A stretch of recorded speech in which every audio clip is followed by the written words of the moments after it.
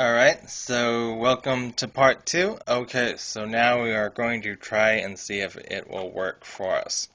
So there is one, and it goes almost to a complete, or actually a complete L shape.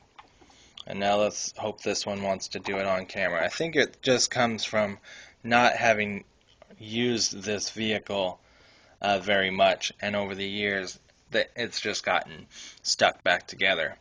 So hopefully you can see that there's two pegs on each side and they go in here, and you kind of have to lift up to get it loose. So that's rather cool. I like how it even has a sticker right here that says split.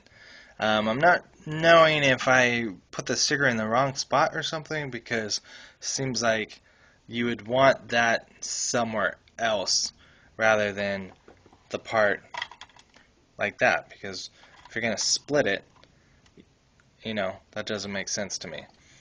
So kind of a weird way that the stickers are put. And then this is kind of interesting, at least to me, is as much as I want to call these guns, they're actually rocket launchers. I would almost kind of more want to call it a grenade.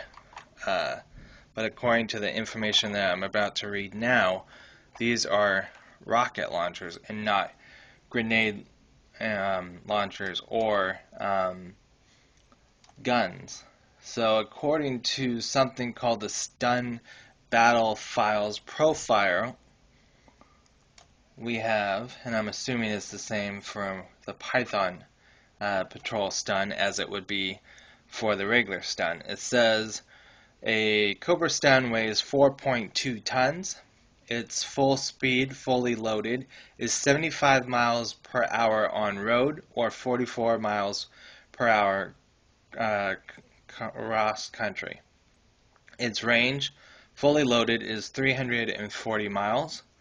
Armament is 4 times 3.5-inch high explosive rocket launchers with 400 drum fired rounds each. One 9mm circular magazine machine gun with 300 rounds. So of course that's, in my opinion, maybe that's not very small, but at least on the toy it's a little pew pew type of gun that it looks like to me. It says conceived during Serpentor's reign of Cobra the Stun, incorporates a number of surprising features into its design. The most notable is the ability of the front-mounted battle shells to rotate to the sides of the vehicle, allowing its gunners to rip into enemy forces at an angle with the rocket launchers. The driver of the stun sits in a high rearward position. So I guess that definitely is the driver. Doesn't seem like he's really, I guess, rearward. And if I'm saying that right, I guess that means in the rear, but facing forward. So it's a mix of the two words, I guess. Allowing him to oversee the entire field of fire, though making him an easy target at the same time, which is true. He's elevated right here without any real protection. And then, of course, once you split the front, there really is no protection at all. I mean, you can totally see everything and anything can hit him.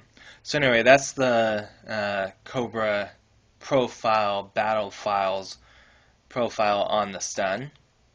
And then we also have something called the stun order of battle profile. And it looks more like something that came out during the 80s, and the previous one that I read must have came out during the Ladle series, or maybe even during the Devil's Vu Do run of the comic. So we'll see if it says the same thing. It's a little less information than the later Devils Do, or around that time information. This one just says that it weighs 4.2 tons. Let's see if that's exactly the same, because unless your memory is better than mine. So yep, that's exactly the same. Its speed with a 4-man crew fully loaded, which is kind of funny that it only mentions 4 people, and yet the actual toy says that you can hold 11.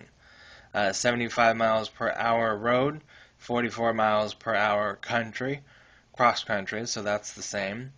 Range is 100% load, 340 miles, so same distance. And armament 4 times 3.5-inch high explosive rocket launchers with 400 drum filled rounds each.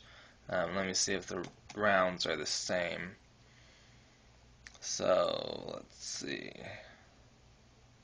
Yep.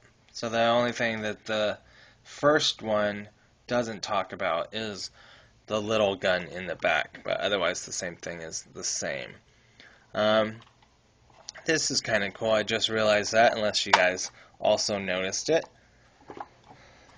They actually did put some stickers in the back right there that also say split. So that's cool. So basically you would find out from there that you can split it, and then I guess the stickers on the inside are to let you know that once you've got one of them split, it's kind of pointing that you can unsplit the other one, or vice versa. So then we've already kind of showed the front of the Python Patrol stud.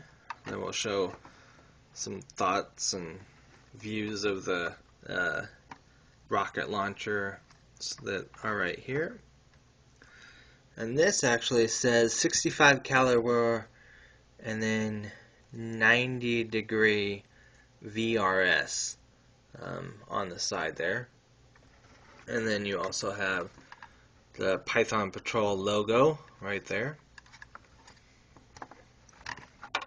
Just for more detail, definitely lots of detail in this. It says it's very rugged, so as long as you are careful with these, it's very sturdy. You got the Cobra emblems right there. And I think, oh yeah, we want to show that off. So there's that. And what else can we say? There's a sticker right there. I'm not sure what a scythenizer is, but there's that. And then there, even though he's not holding on to it, there is a little handle right there for the rear gunner to hold on to. So I don't know. I think that's about it. So Cobra Chris 31, I thank you for the request, and also for understanding that it's taken me a while to do it. I just noticed, of course, I have to show off the wheels.